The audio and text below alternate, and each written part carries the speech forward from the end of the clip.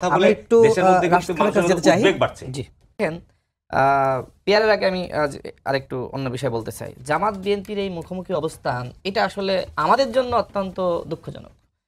ভাই কিন্তু শুরুই করলেন পজিটিভ কথা দিয়ে এবং পরবর্তীতে ভাই বললেন, তারা কিন্তু উভয়ই বলেছেন যে আমাদের ভিতরে বন্ধুত্ব ছিল, একসাথে নির্বাচন করেছি, রাজনীতি করেছি। তো আপনারা যেহেতু একসাথে রাজনীতি করেছেন, একসাথে সরকারের ভাগাভাগি করেছেন, আসন ভাগাভাগি থেকে সব ভাগাভাগি হয়েছে, এখন তো আর এই রাজাকারের প্রশ্ন, স্বাধীনতার পক্ষের বিপক্ষের শক্তি, এগুলো আর এখন বললে জনগণ গ্রহণ করবে না। বরং জামাতের যে যৌক্তিক সমালোচনা করেন বা জামাতের প্রতি আমার আহ্বান, বিএনপির যে যৌক্তিক সমালোচনা করেন, কিন্তু আমরা এই মুখোমুখি অবস্থান, কাদা ছুড়াছুড়ি, মিথ্যাচার, গুজব, প্রপাগান্ডা, এগুলো তো মানুষ ভালোভাবে নিচ্ছে না। আপনাদের কারণে তো পুরো জাতি ক্ষতিগ্রস্ত হচ্ছে। আপনারা কেন এই জুলাই সনদ নিয়ে ঐক্যমতে আসতে পারতেছেন না? আপনি বলতেছেন যে 106 অনুযায়ী হাইকোর্টে যেতে হবে, আর আপনি বলতেছেন যে বিশেষ সাংবিধানিক আপনার অর্ডার হতে হবে। তো জামাত বিএনপির এই মুখোমুখি অবস্থানে তো আজকে জুলাই সনদ বাস্তবায়িত হচ্ছে না, আইনগত ভিত্তি হচ্ছে না। আপনারা নির্বাচনের কথা বলছেন, জামাত তো ইতিমধ্যে তাদের প্রার্থী ঘোষণা করছে, বিএনপি করছে, আমরা করছি, সবাই তো নির্বাচনের প্রস্তুতি নিচ্ছি। কিন্তু এই যে ছাড় দিয়ে যে একটা জায়গায় আসা, এই মানসিকতা আমাদের মধ্যে নাই কেন? তাহলে আমি কাদের রাজনীতি করছি? দলের রাজনীতি? আমরা বলছি যে জনগণ সকল ক্ষমতার উৎস, অথচ জনগণ কি চায়? জামাত বিএনপি গণ অধিকার পরিষদ বা বাংলাদেশের ফ্যাসিবাদ বিরোধী শক্তির ভিতরে একতা চায়। এখন আমরা এই একতার পথে না হেঁটে বিভক্তির পথে কেন? দেখেন, জামাত ইসলাম আন্দোলন করছে মাঠ পর্যায়ে।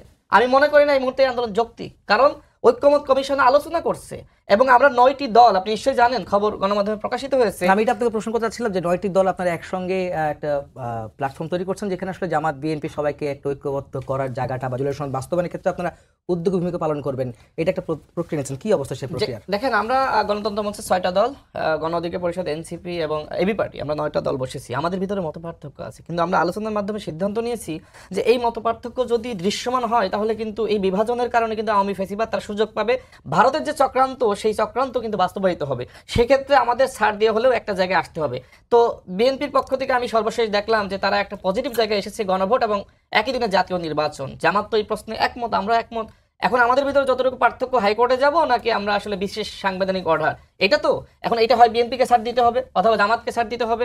এবং দেখেন, এনসিপি কিন্তু গণপরিষদ নির্বাচনের কথা বলছে। আমরা তাদেরকে বুঝিয়েছি যে এই মুহূর্তে গণপরিষদ নির্বাচনের বাস্তবতা নাই, তাদেরকে আমরা বোঝাচ্ছি। এখন কাউকে নত কাউকে দায়িত্ব নিতে হবে।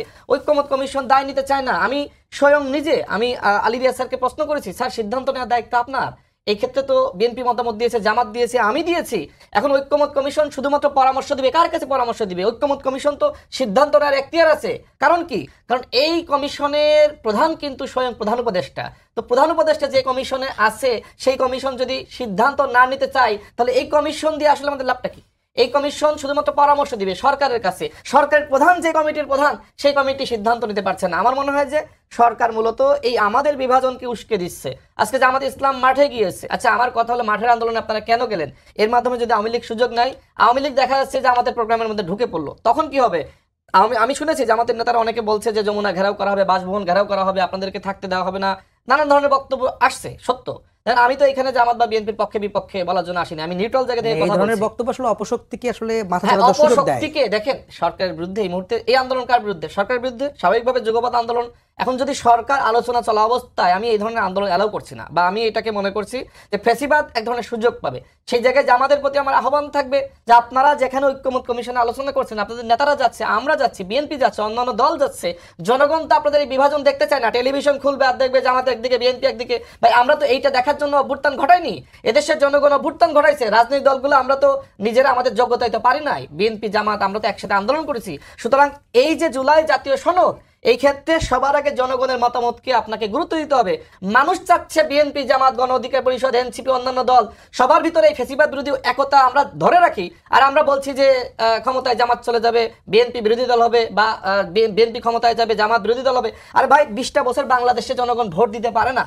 এখন কার কি পজিশন এটা কিন্তু আমি এখন বলতে পারি না। হ্যাঁ, বিএনপি বড় একটি দল, এটা সবাই স্বীকার করে। আমরা যে ফ্যাসিবাদ বিরোধী লড়াইটা করেছি, বিএনপির নেতৃত্বে করেছি। কিন্তু কথা হলো যে এখন বিএনপি ক্ষমতায় যাবে নাকি জামাত ক্ষমতায় যাবে, এই প্রসঙ্গ কেন? নির্বাচনের প্রস্তুতি নেন, নির্বাচনে যান, এইগুলো তো আমাদের ভিতরে নির্বাচন বাড়াচ্ছে। আমার কথা হচ্ছে, আপনি তো ইয়েতে যান, আপনি পিয়ার নিয়ে আমাকে এটা বিশ্বাস করি, এটাই বলছি। ঐক্যমত কমিশন আপনি যাচ্ছেন, যেগুলো শুনছেন, সেখানে তো নিম্নকক্ষে পিয়ারের কথা উপস্থাপনই হয়নি, যেটা আমরা জানি আর কি। আপনি আমি সেটাই বলবো, আমি সেটাই বলবো যে রাজপথে আসতে, আমি সেটাই বলতেছি। জামাত ইসলাম যদি মনে করতো, বা ইসলামী আন্দোলন বা আরো যে দলগুলো তারা আন্দোলন করছে, তারা বলতে পারতো যদি আপনারা নিম্নকক্ষে পিয়ার নিয়ে কোনো আলোচনা না করেন আমরা এই প্রোগ্রামে আসবো না বা এই ধরনের আলোচনায় আসবো না, বলতে পারতো না? এখন শেষ সময়ে যখন প্রসঙ্গ এসেছে নির্বাচনের, প্রধান উপদেষ্টা নিজে বলছেন যে আগামীতে আমরা একটি গ্রহণযোগ্য এবং উৎসবমুখর নির্বাচন করতে চাই, তো একদম নির্বাচনের শেষ সময়ে যখন আইনগত প্রশ্ন আসছে তখন আপনি কেন বলছেন নিম্নকক্ষে পেয়ার? জামাত ইসলাম যদি উচ্চকক্ষে পেয়ারের কথা বলে আমার কোনো আপত্তি নাই।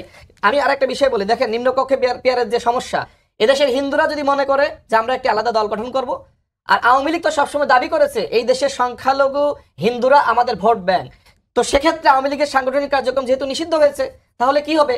তাহলে আওয়ামী লীগের ভোটগুলো হিন্দুরা নতুন দল গঠন করলে সেখানে যাবে। এদেশে পাহাড়িরা বা আদিবাসী বা ক্ষুদ্র নিগোষ্ঠী তারা যদি আরেকটি দল গঠন করে, আপনি কি বলবেন? এইভাবে জাতিগত বিভাজন সৃষ্টি হতে পারে, ধর্মীয় বিভাজন সৃষ্টি হতে পারে, এবং আওয়ামী লীগের পুনর্বাসন এইটা হইতে পারে এই নিম্নকক্ষে পেয়ারের মাধ্যমে। এবং সব থেকে বড় যে সমস্যা সেইটা হলো এদেশের অনেকে কিন্তু স্বতন্ত্র নির্বাচন করতে চায়, আপনি তাদের জায়গায় কোথায় দিবেন? সুতরাং নিম্নকক্ষে পেয়ার বাংলাদেশের বাস্তবতায় গ্রহণযোগ্য না। উচ্চকক্ষের পেয়ার আমিও সাপোর্ট করি, আর এটা আমাদের এখনকার প্রস্তাবনা না। আমরা যখন 2021 সালে দল গঠন করেছি তখন কিন্তু আমরা বলেছিলাম উচ্চকক্ষ হতে হবে, নিম্নকক্ষ হতে হবে, প্রধানমন্ত্রী এবং রাষ্ট্রপতির ক্ষমতার মধ্যে ভারসাম্য, সংবিধানের সংস্কার করতে হবে, এবং আমরা ওই সময় বলেছি যে উচ্চকক্ষে সংখ্যানুপাতিক ভিত্তিতে আসন বন্টন হতে হবে। আমাদের এই আলোচনা এখনকার না। তো আমি তো এখন আমার ওই সময়কার আলোচনা এখন তো আমি বাদ দিতে পারি না। তারপরে আমরা বলছি যে আমরা ফ্লেক্সিবল, যদি আমাদের ঐক্যমতের জন্য আমাদের আরো অনেক কিছু ছাড় দিতে হয় কোনো সমস্যা নাই। আমি মনে করি বিএনপিকে এই কথা বলা উচিত, জামাতকে এই কথা বলা উচিত, প্রত্যেকটা দলকে ঐক্যমতে আসা উচিত। ঐক্য ছাড়া আওয়ামী ফ্যাসিবাদ আবারও ব্যাক করবে।